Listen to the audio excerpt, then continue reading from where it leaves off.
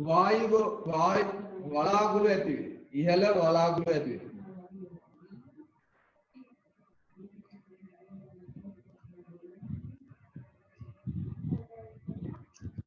ඉතින් මේ ඔය සංවහන වර්ෂා ඇතිවෙන ඔය විදිහට ඕනනම් ඕගොල්ලෝ ලියා දෙන සංවහන වර්ෂා ඇති. සංවහන වර්ෂා නෙමෙයි. මුණ වර්ෂාවත් තියෙන ඔය විදිහට තමයි සංවහන කාලෙදී ඔක ගොඩාක් කියන්නේ දවල් කාලේදී අවු ගොඩාක් පායන හවසට වහිනවා. කියන්නේ පුතුවිය නැත්නම් අපේ ආසන්නයේ මිර යන කාලවලදී තමයි ඔක සිද්ධ වෙන්නේ. right රූපසරණ චුට්ටක් අරගන්න. ඒ තුන්වෙනි කාරණයට අදාළව පීඩනයේ වැඩි තැන සිට අඩු තැනට ගමන් කරයි.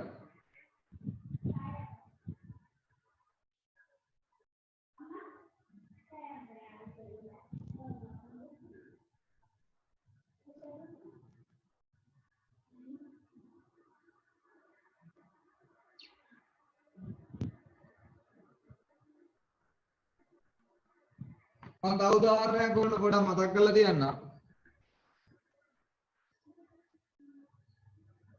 ටැංකියකින් වතුර එන එක. ඔයාලා දැකලා තියෙනවා? සමහර ටැංකිය වල මෙන්න මේ බටයක් දැම්මත් වතුර ගන්න පුළුවන්. හැබැයි එකපාර එන්නේ නැහැ. ටුට්ටක් අදින්න ඕන. පොඩ්ඩක් ඇද්දා නම් මෙතනින් වතුර එන්න ගත්තා නම් එනවා දිගටම. වතුර එන්න ගත්තා නම් දිගටම එනවා. ඒකට හේතුව මෙන්න මේ මට්ටම ඉහළට යනකොට මෙතන පීඩනය වැඩි. මෙතන පීඩනය අඩුයි. ඔන්න ඒක ලියා දෙන්න මෙහෙම. ඉහළ ද්‍රව මට්ටමක සිට පහළට ඉහළ ද්‍රව මට්ටමක සිට පහළට ද්‍රවය ගමන් කරයි. උදාහරණේ ලියන්න ඕන ජල ටැංකිය. රූප සරණ ඕනේ නැහැ. ඕන රූප සරණ දාලා තියෙනවා.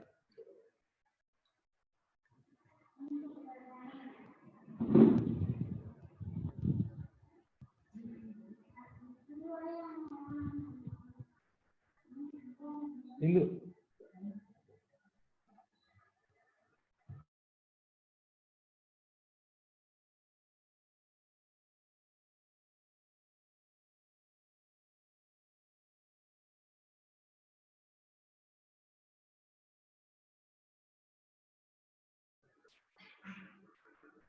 හරි රූප සරණ ඇදලා ඉවරද? ශාවක ඔව් සර්. හරි ඇදලා ඉවරනේ. එහෙනම් මම ඉස්සරහට යනවා. ඔන්න ජලයේ ගුණ තුනයි. තාම තුනයි ඉවර. එක තමයි පීඩනය හැම පැත්තටම යනවා. දෙක එකම තිරස් මට්ටමේ පීඩන සමානයි.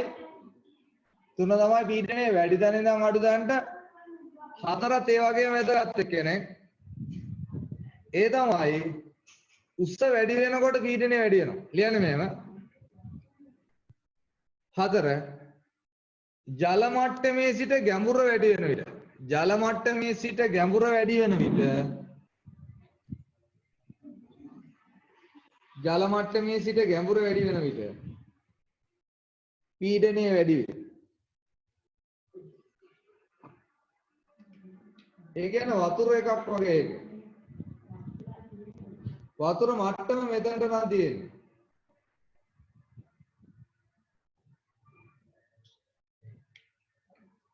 මෙතන පීඩනය ගත්තොත් P1 කියලා පතුලේ පීඩනය P2 වුණා.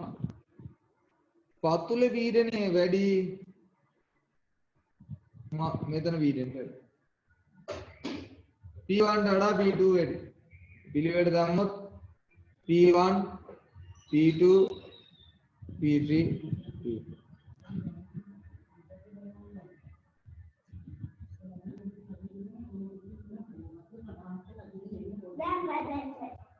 ඒ කියන්නේ අවසාන වශයෙන් ජල පීඩනය ගැන මෙහෙම දෙයක් කියන්න පුළුවන්.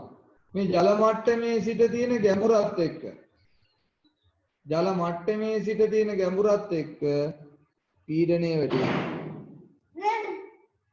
ඔන්න ඒ නිසා තමයි දැන් මෙහෙම ගංගාවක් ගලාගෙන එනකොට මෙහෙම ගංගාවක් ගලාගෙන ආවොත් අපි તો මෙතනින් බන්ටයක් බැන්ද කියලා බන්ටයක් බඳින. එතකොට මේක දැන් වැව පිරෙනවා මෙහෙම. මෙන්න මේ බන්ට එක බඳින්නේ සාමාන්‍යයෙන් ඔයගොල්ලෝ දන්නවත් ඇති. වැව බැම්ම හරස් කඩම් මම මේ පෙන්නන්නේ. මෙන්න මේ විදියට. මෙන්න මේ විදියට තමයි වැව බැම්ම හදන්නේ. ඒ කියන්නේ පහළට යන්න මේකේ පළල වැඩි වෙන විදියට. මේක මෙහිම වටේටම වැඳ කියලා දැන් මොහොම වටේට බඳිනවා. මේ පැත්තටත් බඳිනවා. මේකේ සම්පූර්ණයෙන්ම බේසම් වගේ ජලය පුරවනවා. ඒ වැව බැම්මක හැඩය ආකෘතියෙන් ওই විදියට. ඒකට හේතුව පතුලට යන ජලයේ පීඩනය වැඩි වෙනවා. ඒතර පතුලේ පීඩනය වැඩි හින්දා ඒකට ඔරොත්තු දෙන ඝනකම වැඩි කරනවා. ඔය හරස් කඩක් ඇඳලා තියෙන්නේ. ඒතර ලියන්නේ මේවා. තරලයක නැත්නම් ද්‍රවයක ඉහළ පෘෂ්ඨයේ සිට පහළට යන්න. ඉහළ පෘෂ්ඨයේ සිට පහළට යන්න. ඉහළ පෘෂ්ඨයේ සිට පහළට යන්න. පීඩනය වැඩි වේ. රූප සරණ ඇඳගන්න.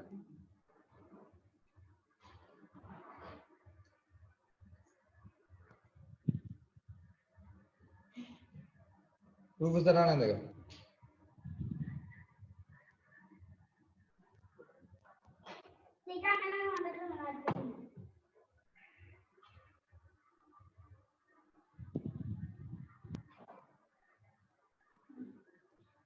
ඉහළ පෘෂ්ඨයේ සිට පහළට යන්න.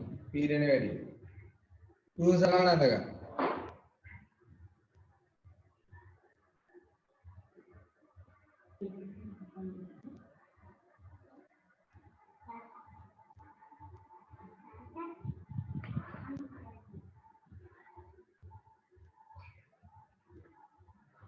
අපිට ඕන ගන්න පුළුවන්. ඔයාලා දන්නේ ඉන්න මම මේක ඕන ලියලා තියන්නම්. E සමානයි h rho g. h කියන්නේ අර උස මෙන්න මේක. rho කියන්නේ තරලයේ ඝනත්වය. ඒක වෙනස් වෙන්නේ නැහැ. g කියන්නේ ගුරුත්වාකර්ෂණය. ඒක වෙනස් වෙන්නේ නැහැ. දැන් p සමානුපාතික h මේකත් ඕන ලියලා තියන්න. ඊට උදාහරණයක් ලියන්නේ. වැවක වැව් බැම්ම වැවක වැව් බැම්ම පහළට යන්න. වැවක වැව් බැම්ම පහළට යන්න. ඝනකම වැඩි වේ. ඝනකම වැඩි වේ.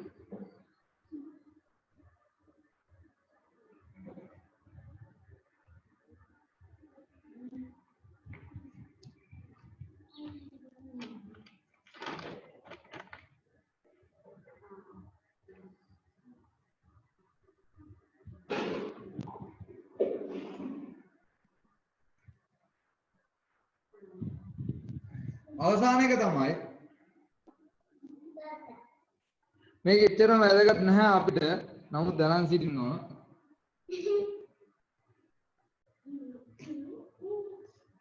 පීඩනය කියන එක වාජනයේ හැඩය මත කිසිසේත්ම රඳා පවතින්නේ නැහැ. පීඩනය කියන එක වාජනයේ හැඩය මත කිසිසේත්ම රඳා පවතින්නේ නැහැ.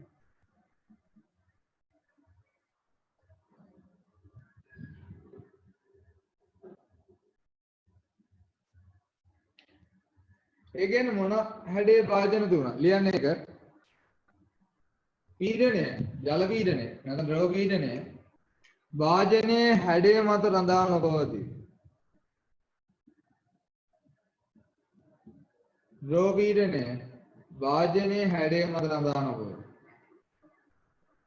මොන හැඩේ වාජනයකට දැම්මත් දැන් අපිට හිතනවනේ මේ වගේ එක පීඩනය වැඩි ඇති පතුලේ මේ වගේ එක වැඩි ඇති කියලා හිතනවා. මේ වගේ එක වැඩි ඇති කියලා හිතනවනේ. හැබැයි ඇත්ත කතාව තමයි මේ තුනේම සමානයි. P1 P2 P3 කොහොමත් අපි ඉගෙනගෙන තියෙනවා නිශ්චල සමජාතීය තරලක එකම ආටම පීඩනය සමානයි කියලා. හැඩය මොකක් වුණත් ඒත් සමානයි. කියන්නේ වෙනසක් නැහැ.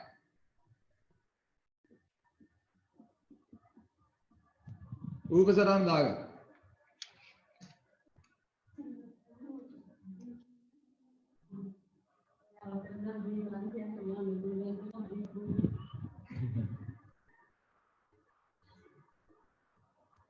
රූප සටහන් දාගන්න.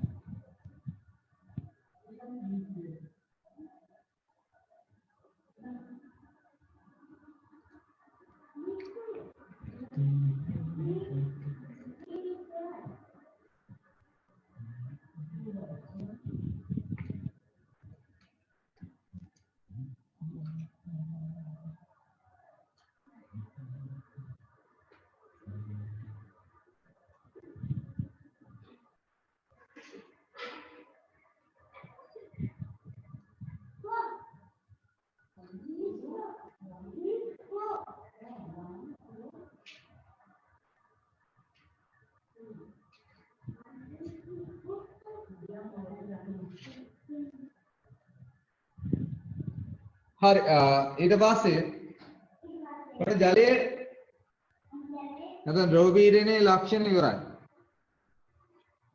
මේවා සේරම එක එකට එකක් ඉතාම වැදගත් ඒවා. ඔය අවසාන එක තමයි ටිකක් අඩුවෙන් යෙදෙන්නේ. right ලියන්න ජලයේ පීඩනය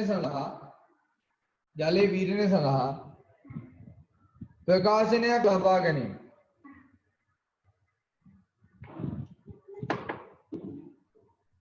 ජලයේ පීඩනය සඳහා ප්‍රකාශනයක් ලබා ගැනීම.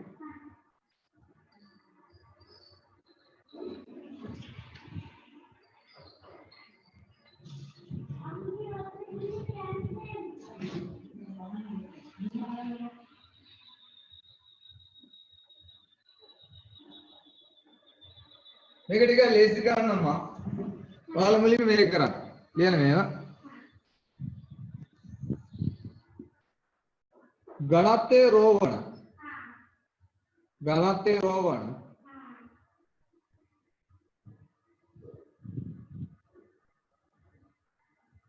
සිම්පල් HUස සිලින්ඩරයක්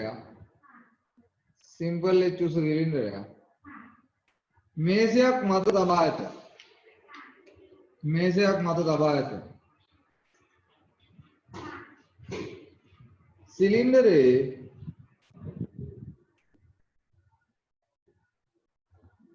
පහළ ඒ ලක්ෂයේ පීඩනය සහ සිලින්ඩරේ පහළ ඒ ලක්ෂයේ පීඩනය සහ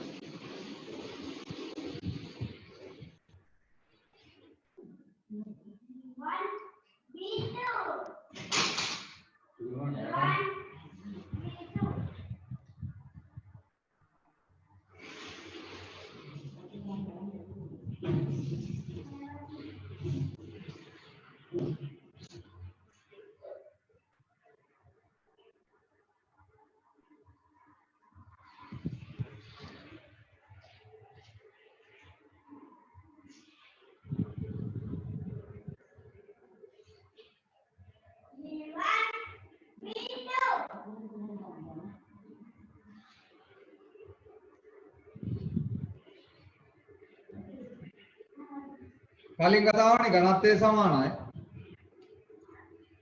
ස්කන්ධයේ විදිහේ පරිමාව.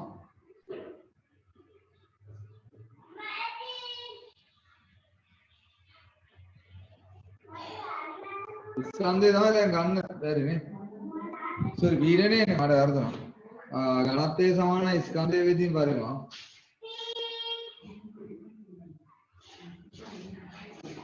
මම හොයන්නේ ගියේ පීඩනය.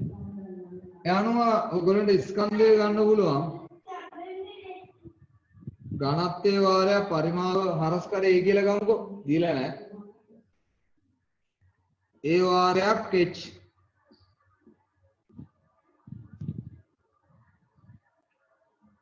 යනුව පීඩනය ඒ ලක්ෂයේ පීඩනය m බෙදීම a sorry m නෙමෙයි F විදීමේ. ඒතර මෙතන බල මෙතන අපිට තේරෙනවා මේ පොළොව මත එදෙන බලය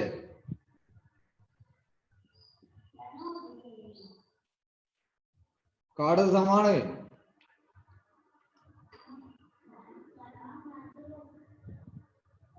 මෙන්න මේ R ට. මේ R. ඒ R සමාන වෙනවා කාටද? mg ට. වක්‍රාකාරයෙන් සිද්ධ වෙන්නේ පොළොවෙන් ගත්තොත් එහෙම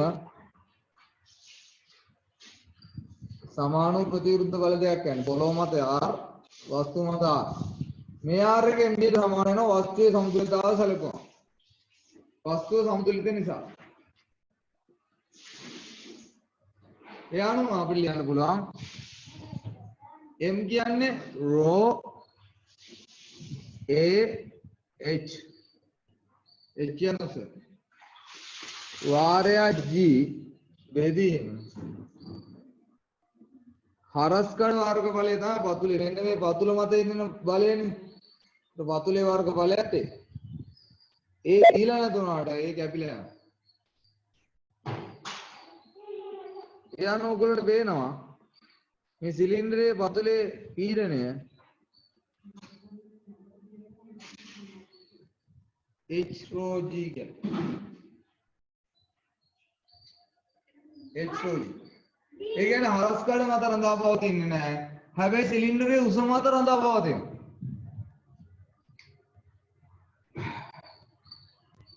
ඒ වගේම සිලින්ඩරයේ ඝනත්වය මත රඳා පවතිනවා.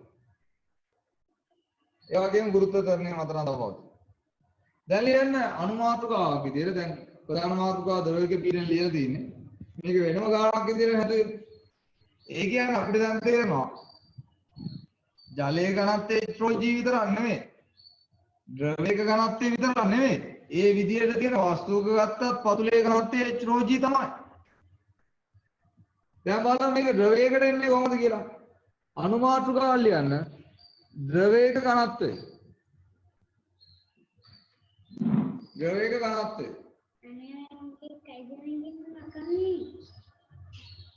ද්‍රවයක ඝනත්වය. එතකොට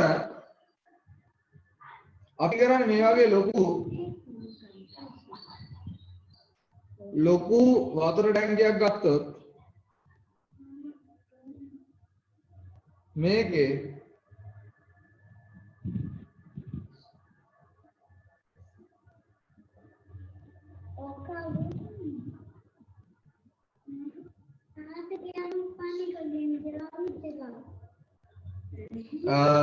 මේ ගන්න වතුර පිළ තියෙනවා නම් අපි කරන්නේ මේකේ දැන් H ගැඹුරක පීඩනය ද්‍රව මට්ටමේ ඉඳන් H ගැඹුර පීඩනය.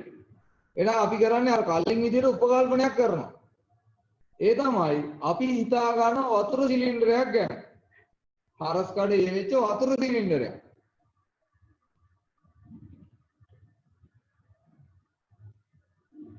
මෙන්න මේ වතුර සිලින්ඩරයේ මගින් මෙන්න මෙතන ඇති කරන පීඩනය තමයි මේ ද්‍රවයේ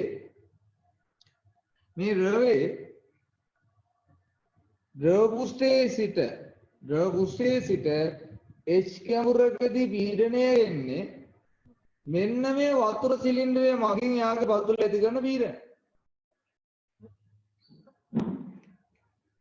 මෙන්න මේ වතුර සිලින්ඩරයේ මගින් මේ මම මනක්කල්පිතව අරන් දින මේ සිලින්ඩරය තියෙන මේ සිලින්ඩරයේ මගින් මෙන්න මේ යාගේ පතුලේ තියෙන ඒ ලක්ෂ්‍ය මත මේ පතුල මත ඇති කරන පීඩනය තමයි මේ ද්‍රව පෘෂ්ඨයේ ඉඳන් H ගැඹුරකදී පීඩනය වෙන්නේ.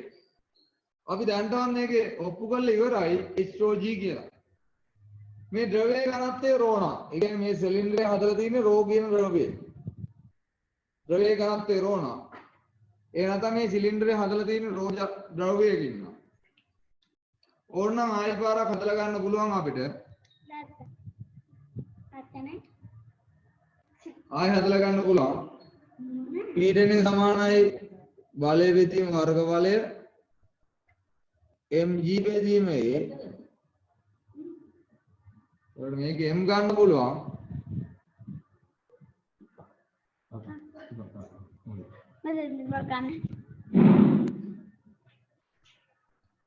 m සමානයි rho h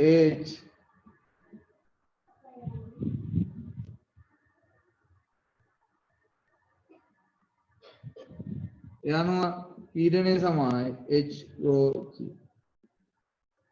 ලියන්නේ නේද? ජලය තුල h උසක් ඇති මනක් කල්පිත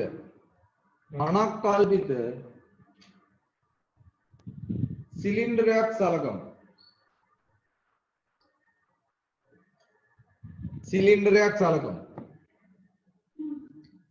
එහි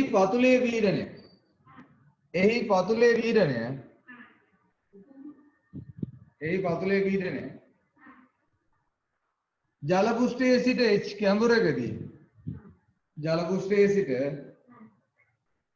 කැඹුරකදී පීඩනය වේ.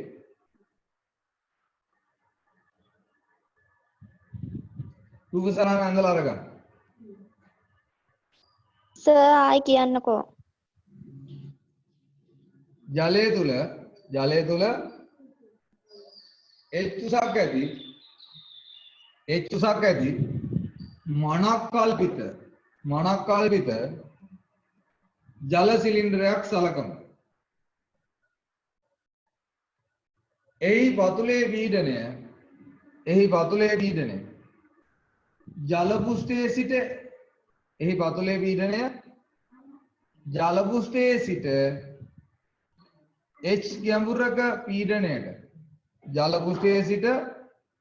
h ගැඹුරක පීඩනයට සමාන වේ.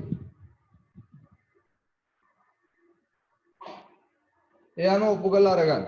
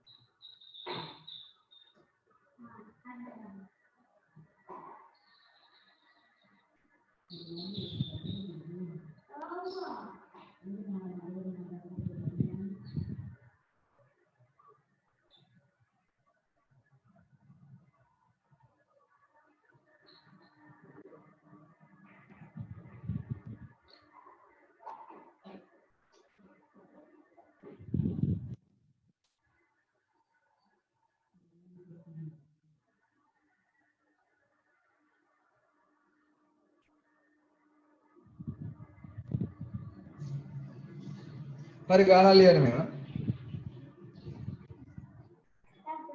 3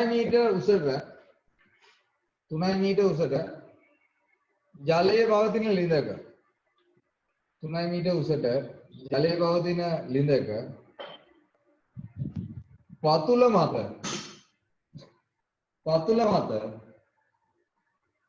ජලය නිසා ඇතිවන පීඩනය ගණනය කරන්න. පතුල මත ජලය නිසා ඇතිවන පීඩනය ගණනය කරන්න.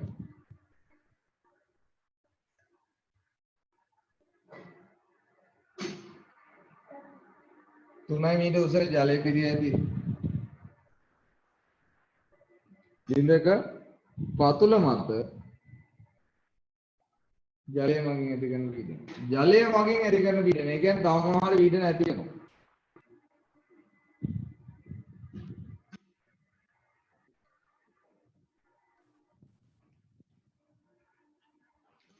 යන පීඩනය සමානයි h rho g වලින් ගන්න පුළුවන්.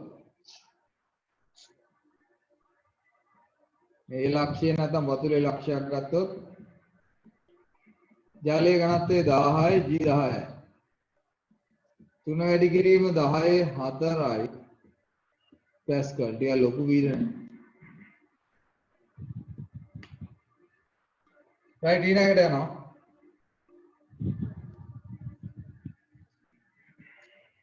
ඒ තමයි අලුත් මාතෘකාව. අපි කතා කරපු එක්කෙනෙක්. ඊළඟ මාතෘකාව වායු ගෝල පීඩනය. වායු ගෝල පීඩනය.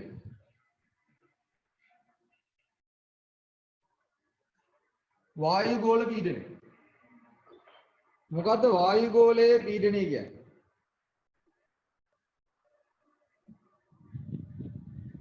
මොකද්ද වායු ගෝලයක පීඩනය කියන්නේ? වායු ගෝල පීඩනය කියන්නේ මොකද්ද? මෙන්න මේකයි කතාව. මං කියවනේ පෘථුවිය මත ඉන්න වස්තුවකට විතරයි වායු ගෝල පීඩනය ලැබෙන්නේ. ඒ කියන්නේ පෘථුවියට විතරක් විශේෂ වෙච්ච දෙයක් තමයි එයාගේ අවට කිලෝමීටර් 9ක විතර වායුවක් තියෙනවා. ආසන්න ලෙස කිලෝමීටර් 9ක් විතර. තියා ලොකු වායුවක්. පෘථුවියත් එක්ක සංසන්දනය කිරීමේදී නම් මේක මෙන්න මේ වගේ ඇඳින්න ඕන හරියට. ඒ කියන්නේ මෙන්න මේ වගේ චූටි එකක්. නමුත් අර පේන්න ඕනේ තමයි ලොකුට යනවා. මොකද කිලෝමීටර් 9ක් කියන පෘථුවියත් එක්ක ගද්දී එච්චර ලොකු සං නෙමෙයි මං හිතන්නේ. මට මතක නැහැ. දැන් මෙතන මිනිහෙක් හිටගෙන හිටියොත්. දැන් ඔයගොල්ලෝ බලන්න කිලෝමීටර් 9ක් ගැඹුරු ජලාශයක පතුලෙම තමයි මේ මිනිහා ඉන්නේ. කිමිදිලා ඉන්නේ. මේ බලන්නකො මේ මතු පිටේ කුෂ්ඨයේ නම් h ගැඹුරක්. පතුලේ කිමිදිලා ඉන්නේ. අපි તો කන්දක් තියනවා කියලා. එහෙනම් කන්දක පීඩනය මොකක් වෙයිද? කන්දකට යනකොට පීඩනය මොකක් වෙයිද? වැඩි වෙයිද අඩු වෙයිද? බලමුකෝ අපි පොඩ්ඩක්. මේ H මොකක් වෙලාද? H අඩු වෙලා. ඒ කියන්නේ මේ පොළොව මට්ටමේ නිසා. අපි සාමාන්‍යයෙන් ඔකට කියනවා මුහුදු මට්ටම කියලා. මේ මුහුදක් තියෙනවා නම් අපි දන්නවා මුහුද තියෙන්න ඕන මෙහෙම. ඔන්න ඔතන මුහුද තියෙනවා. උස් කඳුරේම තියෙනවා නම් කොහොම? එතකොට දැන් මේ අපි දන්නවා මේ වතුර කියන එකේ මට්ටම සමානයිනේ. වතුර තියෙන්නේ මෙන්න මේ විදිහට.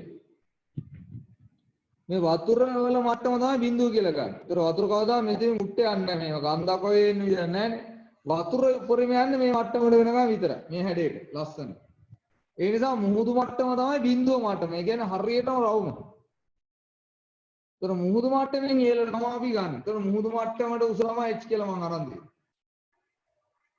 ඒතර මුහුදු මට්ටමේ ඉඳන් උස වැඩි වෙනකොට මුහුදු මට්ටමේ ඉඳන් උස වැඩි වෙනකොට මොකෝ වෙන්නේ?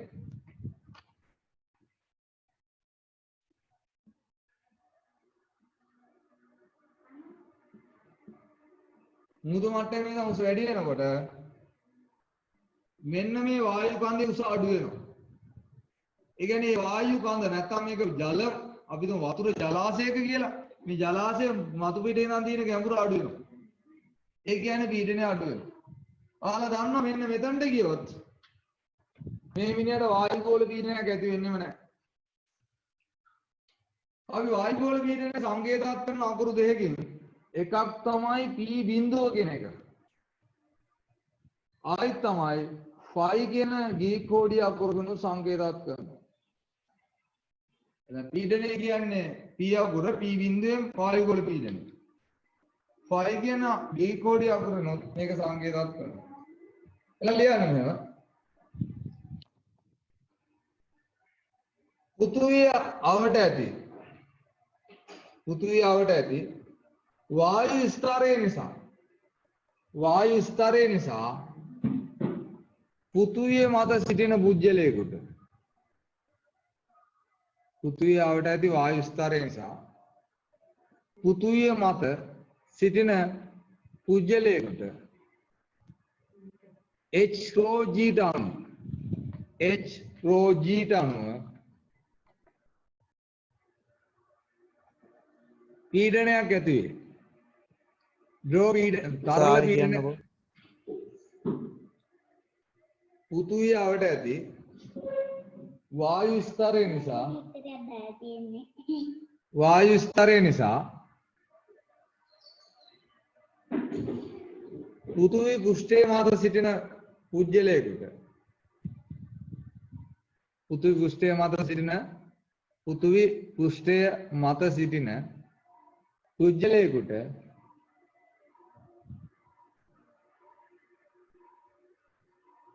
පීඩනයක් ඇති වේ.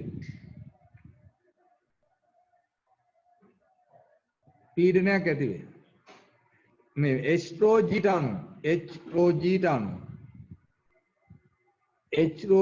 අණු පීඩනයක් ඇති වේ.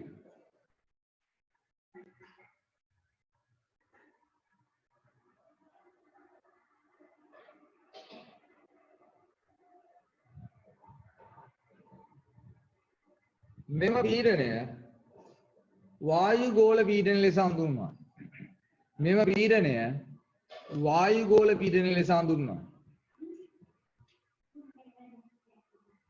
එම නිසා යටලියන් තරුව දාලා එම නිසා මුහුදු මට්ටමේ සිට ඉහළට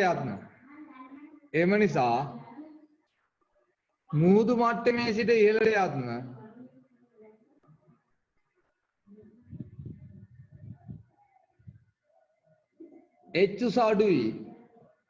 H උස අඩු වී පීඩනය අඩු වේ.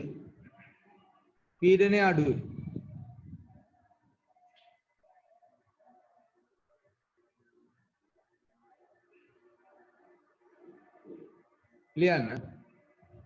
කන් වලට දැනෙන්නේ